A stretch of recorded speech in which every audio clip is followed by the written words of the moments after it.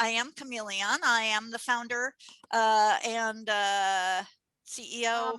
Okay, now I have a little, just a little something about networking. I wasn't thinking of sharing this ahead of time, but when I looked at it this morning, I realized it was perfect. So this painting for me represents networking. It is networking is all about connecting with others in a way that allows us to expand, right? There you go. Connecting with others and expanding ideas, insights, inspiration, just a ton of ways that we expand when we're networking. So on that note, let me introduce today's special guest. Denise Flood has over 30 years of experience learning and teaching energy work. Wow. She is a creator of a self-care program, Change Your Frequency, Change Your Life, that incorporates techniques like EFT, tapping, meditation, prayer work, pure essential oils, and sound breath work to bring clients greater vitality and joy of living. As a spiritual recording artist, she appears on several compilation meditation CDs and has a new solo CD release called The Keys, Volume 2, Meditations and Messages for Life's Most Challenging Times. Now available on Amazon. She is an expert at heart-centered self-care techniques that will inspire and uplift. And when I asked Denise what her number one way of growing her network and her business was, she said, networking. And I said, well, let's talk about what works and what doesn't in the world of networking. And we certainly get that there have been some changes in this arena over the last year or so. So Denise, let's start with, just because we're here at about the anniversary of the big change. What did you do last March and April? What happened with the groups that you participate with? You know, this has been a big conversation for me this week, because this week I can see how Facebook brings up those memories. And I was at this event, or I was doing this networking, or I had an exhibitors table and I'm like, oh my word, how life has switched to a virtual world. Literally, I've actually grown my business by leaps and bounds, because it is self-care, and it is what everyone really this year has given us, is to be introspective on how we take care of ourselves to stay well, to be able to go back out into the world. Yeah, I love that you are seeing the silver lining. I've seen a lot of expansion for a lot of businesses of all sizes, right? Big and small, just because there has been so much room for change, right? For re-examining what was working and what wasn't working, and making some shifts. Some of those shifts were forced, but some of them were like, okay, what can I do with this now? Okay, so what are your personal favorite places to network? HCC.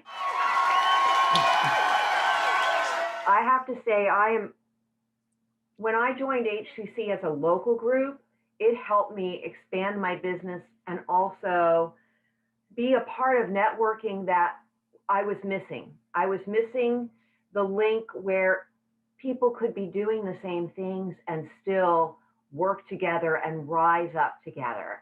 A lot of the network groups I belonged to that were local were, this is your specific niche. Please don't step on so and so's toes. And when I joined HCC, I'm like, this is what the world needs. We need to be able to work together and see what works for you. I might be doing the same thing or just a little bit different. And now that it's global, it just feeds my heart. So I would say that there's very few groups out there that do this, that allow um, multicasting. I don't know what to say, but how wonderful that is, and how I think that's the way the world is supposed to work, and that's where I put my energy. Well, I didn't realize you were going to talk all about us, but I love that you talked all about us. There are other groups out there, by the way, and if they work, like the more the merrier. The HCC is good in some respects, and there are other groups that are also good in other respects. I have a new meditation ball. It is a crystal globe earth, because for us to really heal the earth, it is about connecting healers all over. And I'll just give you a couple of examples, by the way, because sometimes we think that competitors are competitors and shouldn't collaborate. So you ever been to a mall?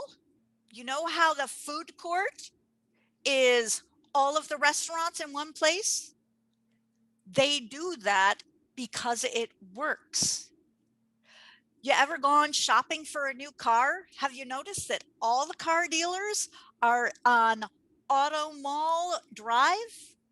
They do that because it works to be right next door to your competitor.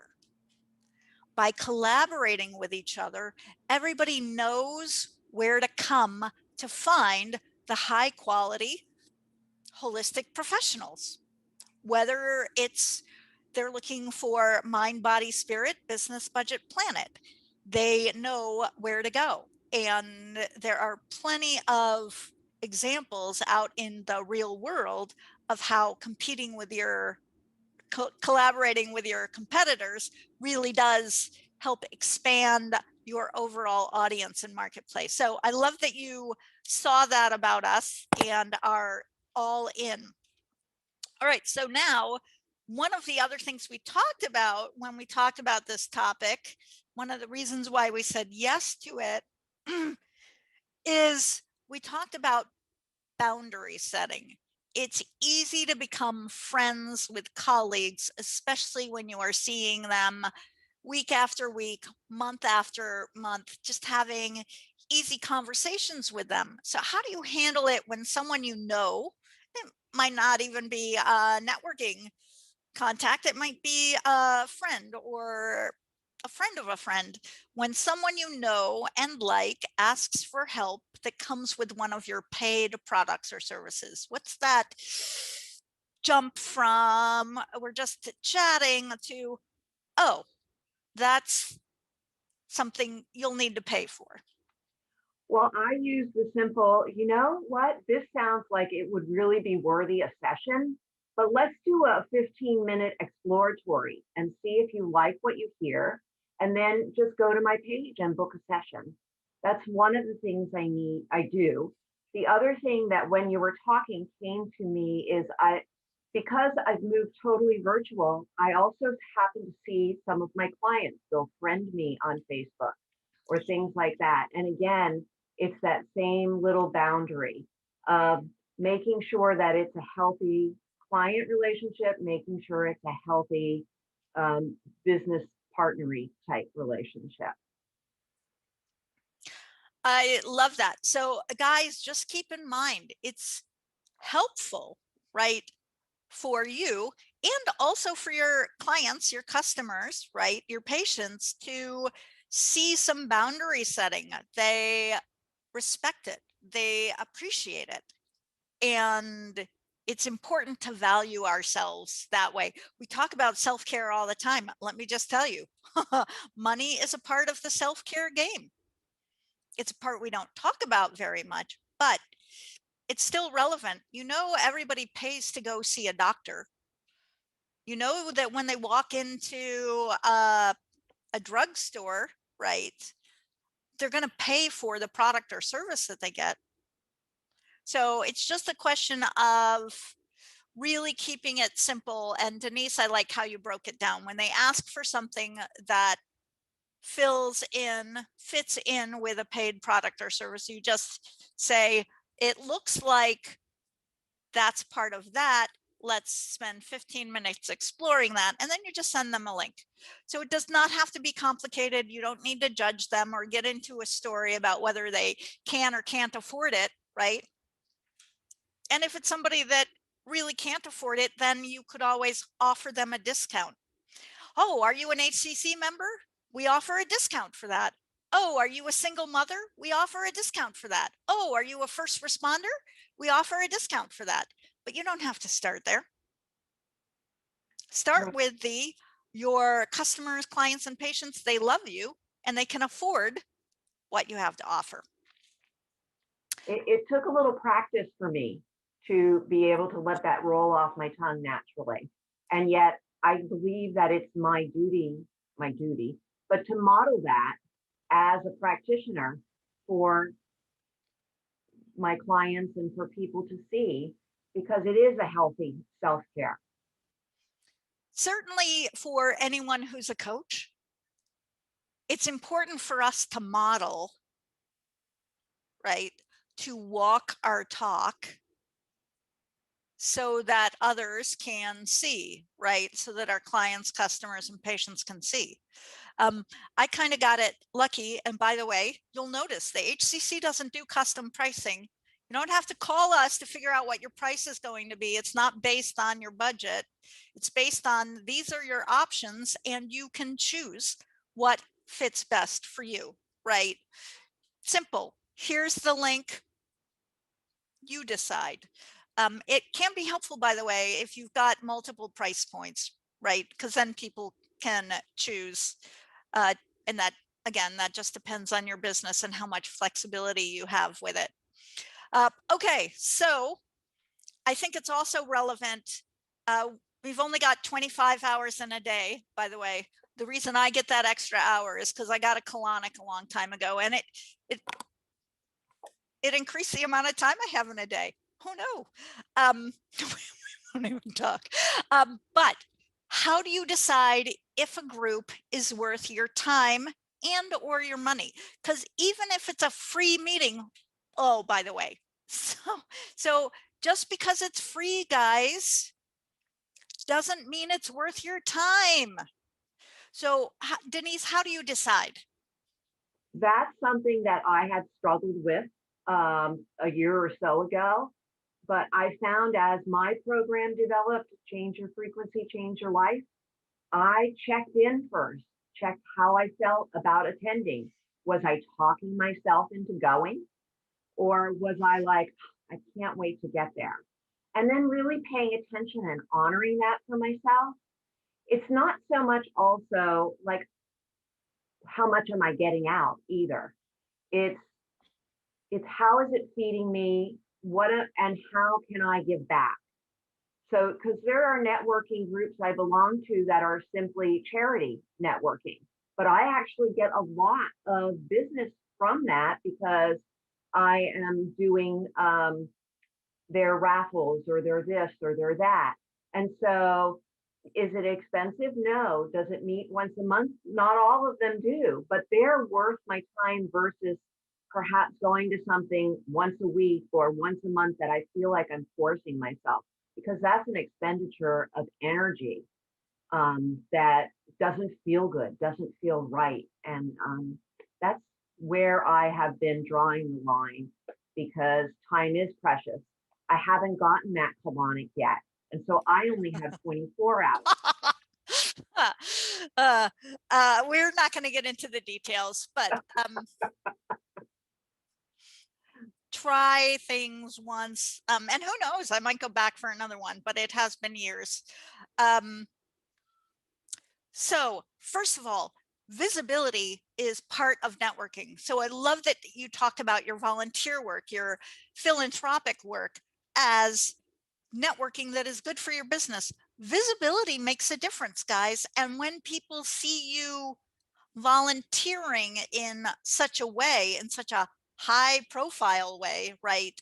There's a certain assumption, oh, she's successful, he's successful. So that product or that service probably really does work because he or she gets to spend her time and her money supporting charities like this, or changing the world in all the ways that we change the world, right? So I think that's really great. Guys, I want you to keep in mind that there are different reasons why we network. Sometimes we're going to a group with the intention of meeting people who are going to buy directly from us.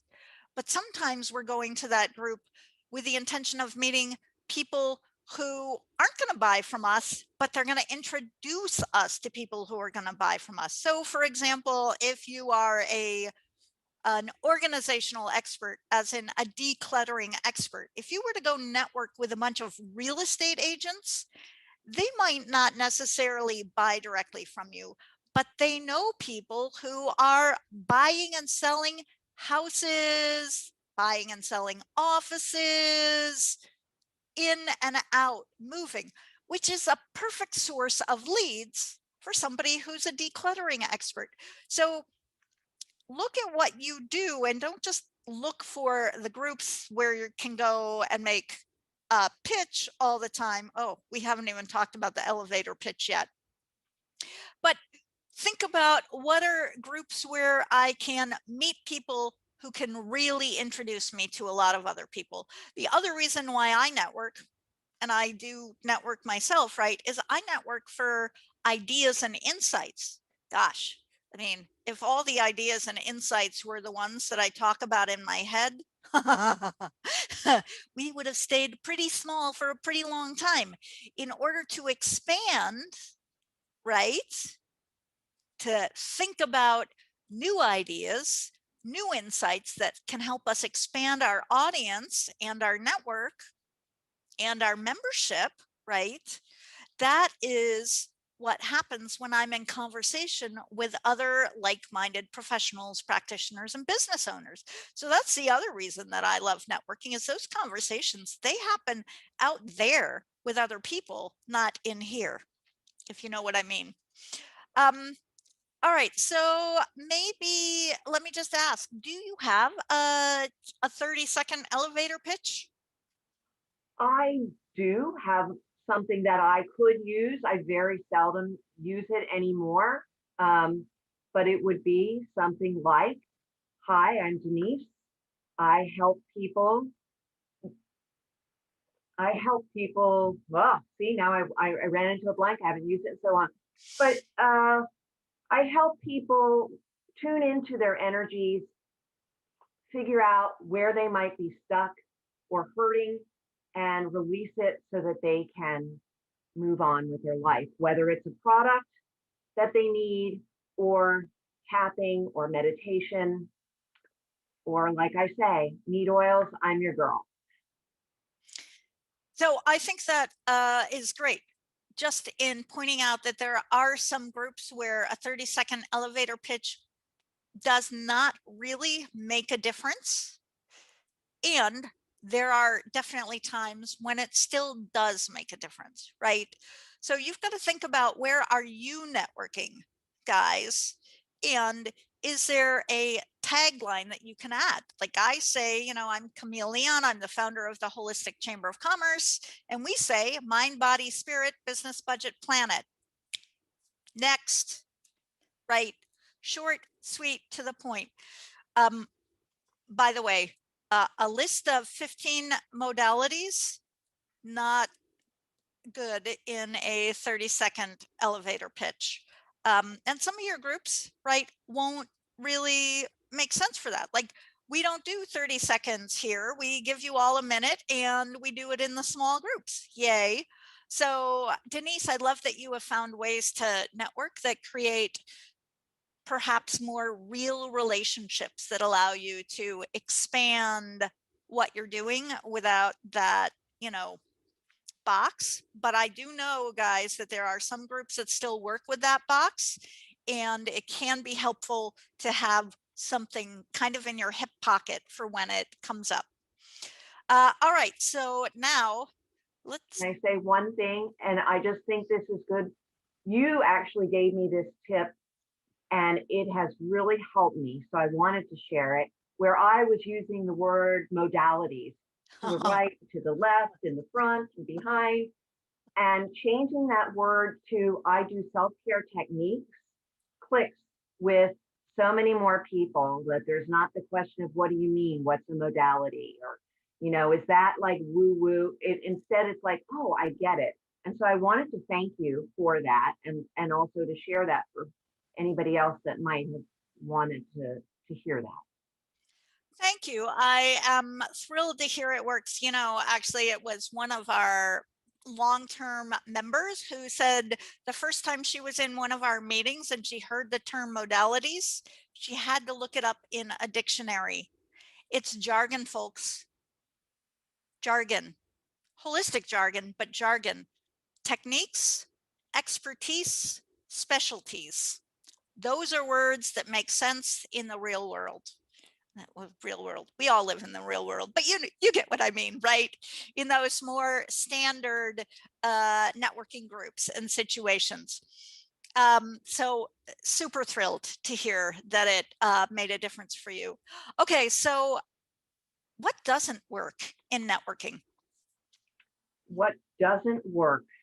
I can tell you what I don't like. I don't like when people pushy people, pushy, like trying to sell me something versus trying to fill my need. And I don't like when I don't feel heard. And so I really try to listen, listen to what they're actually saying, not, "Oh, I can't wait for them to be finished so I can tell them Yeah. what I think they should do and how I can help." And I think that for me is the biggest thing. It's the key of active listening from your heart, your soul. Yeah. Yeah, well, we talk about be present and mindful a lot, but I'm not sure how often that happens when we're networking, especially when we're doing that old in-person networking, right? Where it's really easy to be waiting for the opening to talk about our thing, our product, our service, right? I actually think that one of the advantages of social media and doing so much online now is that we are creating longer term relationships. We're getting to see people. What do they talk about? What do they post about? Right? And interact and create relationships that last a little longer than I have 30 seconds. This is a hit and run interaction. I got to sign them up today. Right? Maybe they'll sign up today, but maybe they'll need you next week or next month. Networking is a way to meet people, but create that connection that's going to last and be a long lasting connection so that when they need your product or service, they can find you and buy. Okay, so now we're almost, we've only got a few minutes left for the interview. What are your top tips? Top 2 to 3 tips for making the most of networking? Show up is my number one tip. And my number two tip is don't worry about being perfect. And what I love about networking in groups where people come together is ask for real feedback. That's my third tip would be ask for real feedback from people that you see are doing it and you envision them as successful. Ask them, look at my post or look at my website, or how do you think I can get to that next level and be open to actually hearing it and absorbing it. Just like you gave me the tip about technique, I could have been like, I like the word modality and it works for me. Where and that's just a little thing, but those would be it, is to show up, um, not worry about being perfect, and be open to learning from others. I think that's because that's also a form of complimenting someone. It is. I think we appreciate it when people appreciate us, right? Right. Like that's an attractive quality when you say thank you and mean it, by the way. And people are pretty intuitive, right? We have a sense of whether somebody is really listening or really in their head.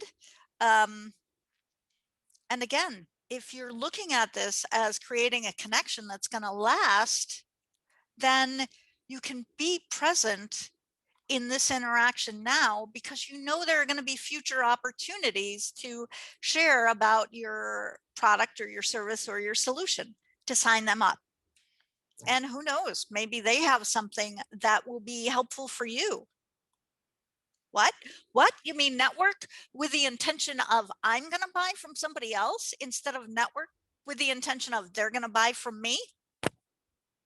That's a shocking idea.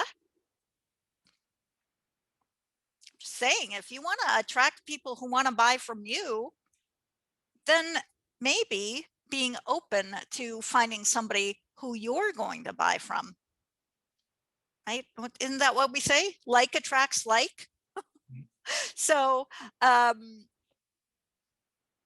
just be open to, there are different ways, there are different approaches, and we're really in a perfect place for shifting these gears, getting out of our old routines, creating some new ways of doing things. And Denise, thank you so much. You've just, I think, really opened up this topic for me as well as for a lot of other people. Is there anything else you want to add before we start moving people into the breakouts? I want to add one thing. When I am going to now, I have Tapping World Healing was my original business, and I have a globe cup. And so when you Yay. said that, one of the things I do on my Tapping Tuesdays is I charge it because the water and cheers. And I imagine, and I talk about imagining all the light workers around the world. And now I will imagine even bigger. Oh, that is so